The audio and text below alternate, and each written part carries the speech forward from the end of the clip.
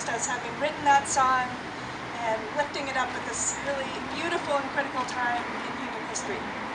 Thank you also, Father Joe and Lorraine and the whole community of St. Thomas More for hosting us here today. My name is Julia Nervin, and I'm the Executive Director of Minnesota Interfaith Power and Light, and we have been waiting for this day for a long time. We feel like the papal encyclical is a document that is written for all people, as Pope Francis says, and we've moved to a place where we really think about care for creation in a different way. I have a PhD in conservation biology, and you might wonder why I'm standing in front of you as a director of an interfaith organization. At some point in history, I looked at the facts, and I looked at the beautiful world that I was studying, and I decided that I didn't want to be a person who just cataloged the decline of this beautiful creation that we're a part of. And so I decided that working with faith communities to lift up the joy that we feel in this creation, to protect it, would be just a wonderful place to be. I want to just share one or two things that really make me wake up at night as I think about my children and all of the Earth's children. You may have heard that right now in California we're experiencing a drought. It's a 1 in 1,200 year drought. They wonder what's going to happen by the end of the summer if we don't have rain. What will happen to the crops that we are so dependent upon? And what about the loons in Minnesota? The Audubon Society has predicted that by 2100, we may not have loons in Minnesota. I'm going to let all of you spend some time thinking about the science, and in fact the Encyclical does a great job of talking about the state of the earth, which is a unique thing, I think, in a papal encyclical. But I'm going to hand this over. Today is a day to celebrate all of the good work that Catholic communities in Minnesota are doing to respond to the crisis that we're in together.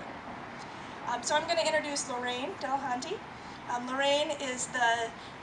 Lorraine and Mary Lou are the chairs of the Care for Creation team at St. Thomas More, and I'm going to give it to you, Lorraine.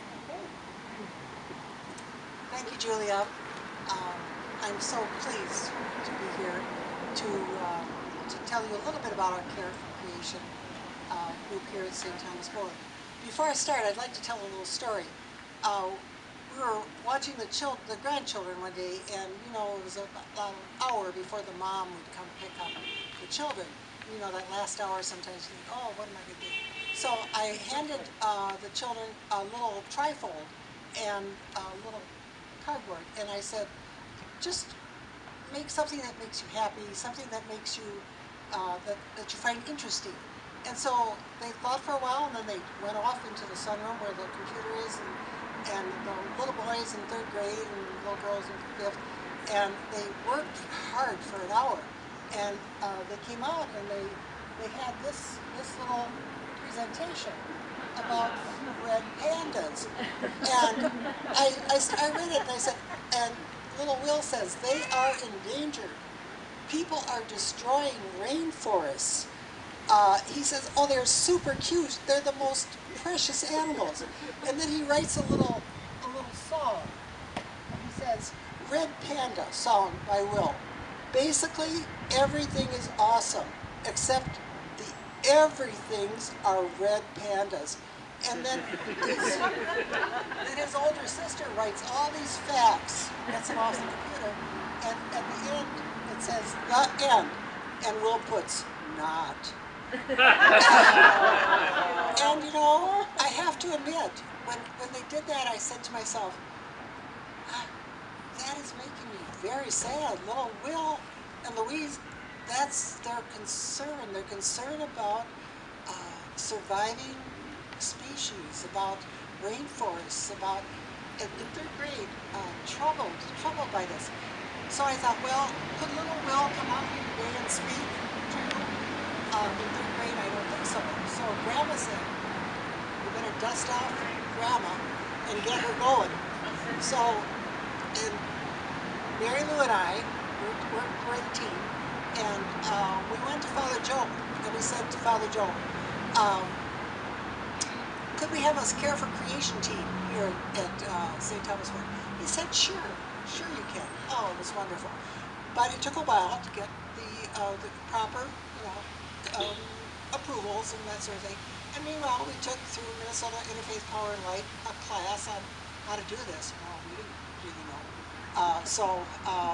But we took several weeks of the class, and in the end, we put together a Care for Creation team. The things we're doing are very simple. First, just meeting, talking about our concerns, talking about the climate, going into energy conservation, looking at audits for the energy and for the use of these buildings. At any rate, we're looking here at St. Thomas More at ways that we can do our part. And that's all we're asking. We want to do our part. We want to break the silence, and I think in some ways we have broken the silence, that we are talking about climate